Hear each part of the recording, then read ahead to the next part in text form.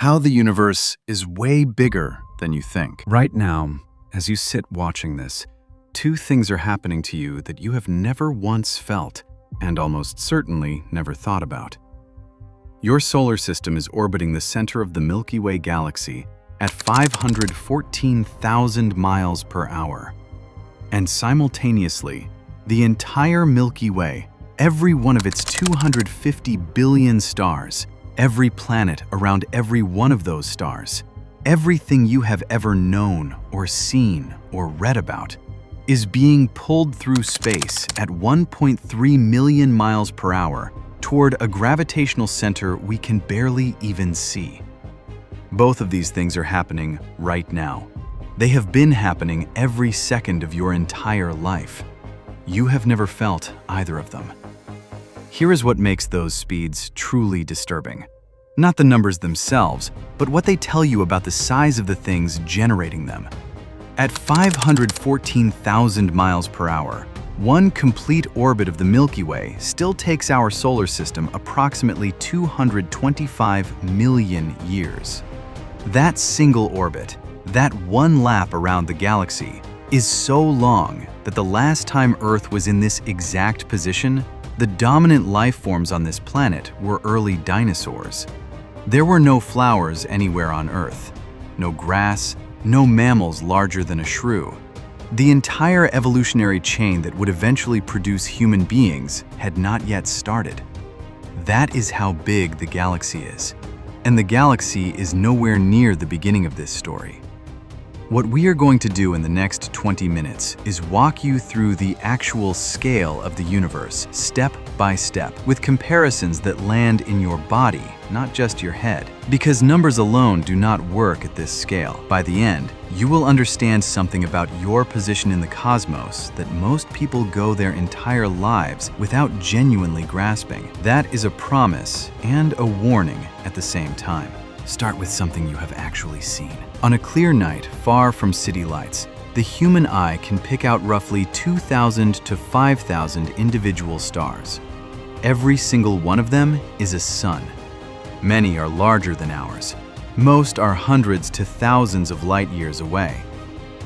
Here is what a light year means, stated precisely. Light travels at 186,000 miles per second, fast enough to circle the entire Earth 7.5 times in 1 second. In a full year, light covers 5.88 trillion miles. A commercial airplane flying without stopping would need over 1 million years to cover that distance. That is 1 light year. And the stars you see on a clear night are hundreds to thousands of them away, which means the night sky is not a picture of the present. Every star you see is showing you its past, light that left decades, centuries, or thousands of years ago, all arriving at your eyes simultaneously. Some of those stars no longer exist. They exploded centuries ago, and the light from that explosion has not reached us yet. You have been looking at ghosts your entire life without knowing it.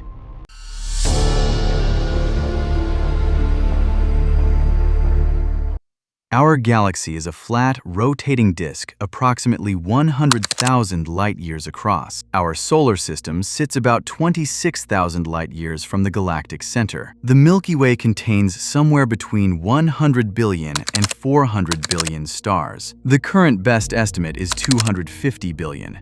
Based on data from the Kepler Space Telescope, roughly 1 in 5 sun-like stars has a planet in the habitable zone where liquid water could exist. That means tens of billions of potentially habitable worlds in our galaxy alone. Now consider this. Humanity has been broadcasting radio signals into space for about 120 years. Those signals travel at the speed of light in every direction, forming a sphere now 240 light-years across. Placed against the full 100,000 light-year width of the Milky Way, that sphere is invisible, a microscopic bubble in one corner of the galaxy. Every star beyond that bubble has received zero signal from Earth. They have no idea we exist. And that is just our galaxy. The observable universe contains an estimated 2 trillion galaxies. If you counted one per second without stopping, without sleeping, it would take you over 63,000 years to finish. The universe contains more galaxies than there are seconds in 63 millennia, and we are still only at the beginning of the scale problem. Most people stop at galaxies when they think about large-scale structure, but galaxies are just the beginning of the hierarchy. Our Milky Way belongs to a small cluster called the Local Group, roughly 54 galaxies spanning about 10 million light-years. The Local Group is itself a small part of the Virgo supercluster, which stretches 110 million light-years and contains over 100 galaxy groups. For decades, the Virgo supercluster was considered one of the universe's largest structures. Then, in 2014, astronomer Brent Tully's research team discovered it was just a lobe of something vastly larger. Laniakea, a Hawaiian word meaning immeasurable heaven, is the supercluster containing the Virgo supercluster, which contains the Local Group, which contains the Milky Way, which contains our solar system, which contains you. Laniakea spans 520 million light-years and holds approximately 100,000 galaxies. It was unknown to science until 11 years ago, because it is simply too large for earlier instruments to recognize as a single coherent structure. Here is what makes Laniakea genuinely unsettling. Every galaxy inside it, all 100,000 of them, is moving. Not randomly. They are all flowing toward a single point called the Great Attractor. Our entire Milky Way galaxy is being pulled toward this gravitational center at approximately 1.3 million miles per hour. We know this with precision. What we cannot fully determine is exactly what is doing the pulling. The Great Attractor sits behind the disk of our own galaxy, in a region our instruments cannot clearly see through. Something is pulling our entire galaxy toward it, and our own galaxy is partly blocking our view of it.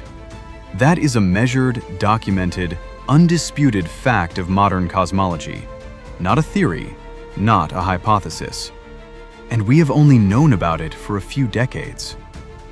Which raises an obvious question about what else might be out there that we simply have not recognized yet.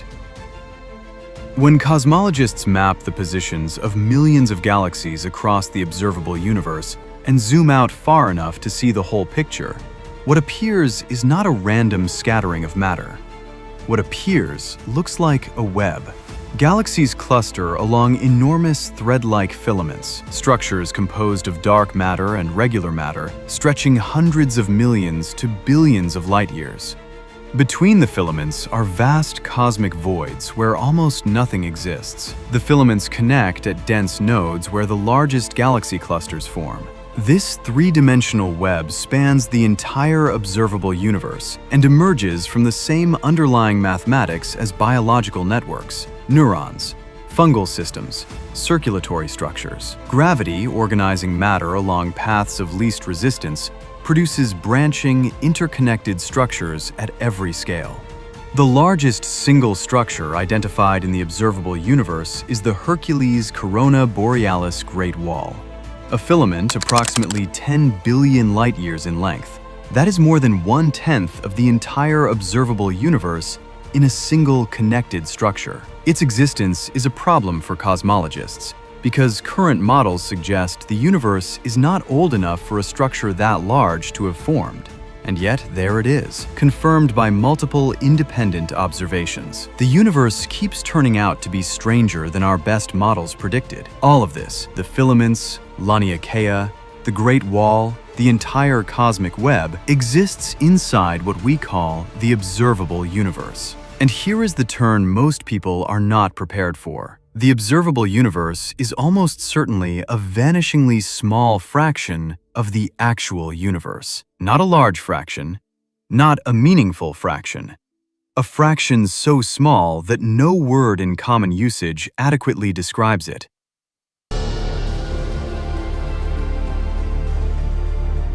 The observable universe has a boundary, not a physical wall, but a horizon defined by time and the speed of light.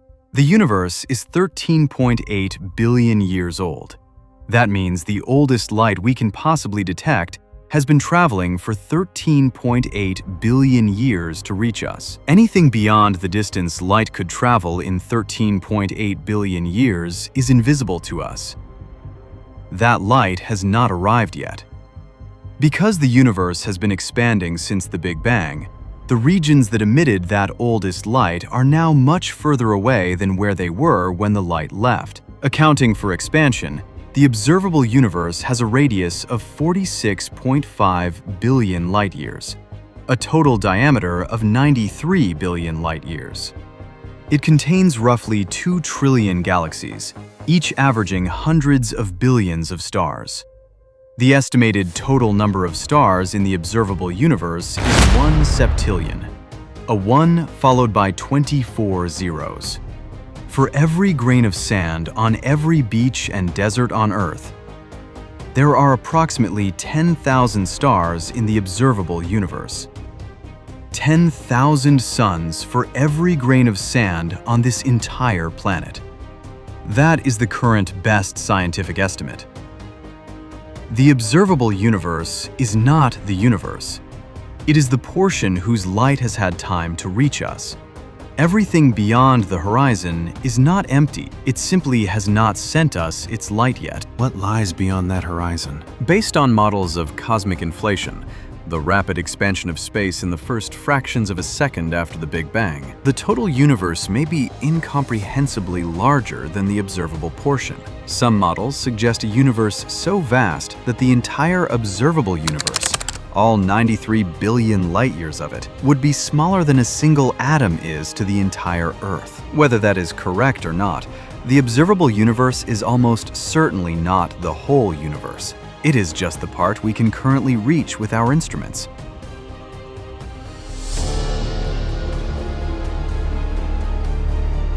In 1929, Edwin Hubble discovered that virtually every galaxy in the sky is moving away from us. And the further away it is, the faster it recedes. Not because galaxies are moving through space like cars on a highway, but because space itself is expanding, carrying galaxies apart the way dots on a balloon separate as the balloon inflates. This discovery implied that the universe had a beginning, a moment when all that expansion started. We call it the Big Bang, 13.8 billion years ago. In 1998, 2 independent research teams discovered something nobody expected. They were measuring how fast the expansion of the universe was slowing down. Gravity should be pulling everything back together, decelerating the expansion over time. Instead, they found the opposite. The expansion is accelerating. The universe is not just expanding, it is expanding faster and faster. Whatever is causing this, it is not visible matter or known energy. It fills all of space, produces no light, and currently accounts for approximately 68% of the total energy content of the universe. We call it dark energy. We have never directly detected it. We know it exists only because the universe's expansion rate cannot be explained without it. Because the expansion accelerates, in approximately 150 billion years, every galaxy outside our local group will have receded beyond our cosmic horizon. Its light will never reach us again. A civilization in the Milky Way at that point will look out at empty darkness.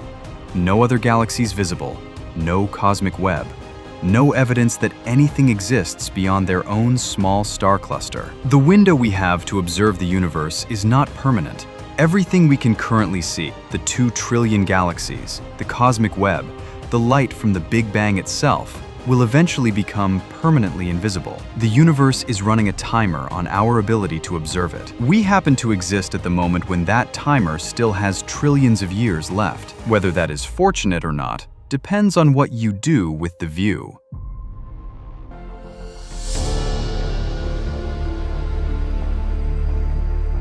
Compress all of cosmic history into a single calendar year. January 1st is the Big Bang. December 31st at midnight is right now. The first stars form in late January. The Milky Way begins taking shape in mid-March. Our solar system forms on September 2nd. The first life on Earth, single-celled organisms, appears around September 21st.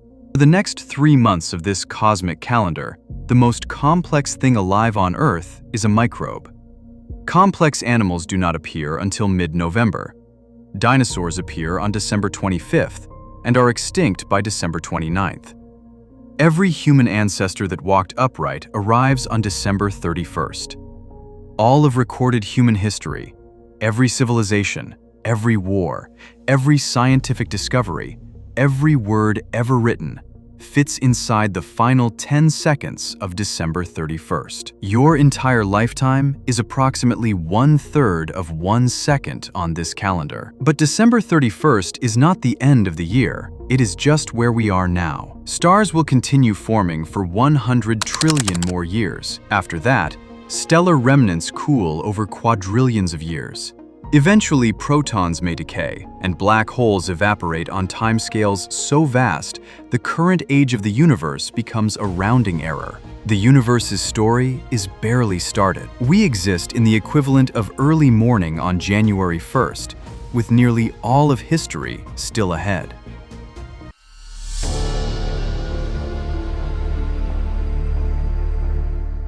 Given everything, 2 trillion galaxies, septillions of stars, tens of billions of potentially habitable planets in our galaxy alone, a universe running for 13.8 billion years, one question follows with uncomfortable logic. Where is everyone? Physicist Enrico Fermi posed this in 1950, and it is now called the Fermi paradox. By raw probability, intelligent life arising somewhere other than Earth in 13.8 billion years seems almost certain.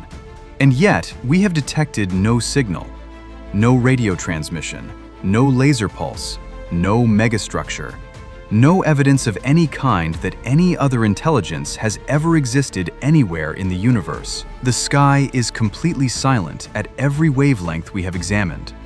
There is no consensus answer. The possibilities range from life being genuinely extraordinarily rare, to civilizations inevitably destroying themselves before becoming detectable, to intelligent life communicating in ways we have not yet learned to detect. Science has no way to distinguish between these possibilities yet. What the Fermi paradox does, when you sit with the actual scale of the universe, is make that silence feel enormous. A universe with this much raw material for life, this much time for it to develop, this much space for it to spread, and complete silence in every direction. Both possible explanations, life is rare or life is common but invisible, are deeply strange, and both have profound implications for what humanity is and what it might become.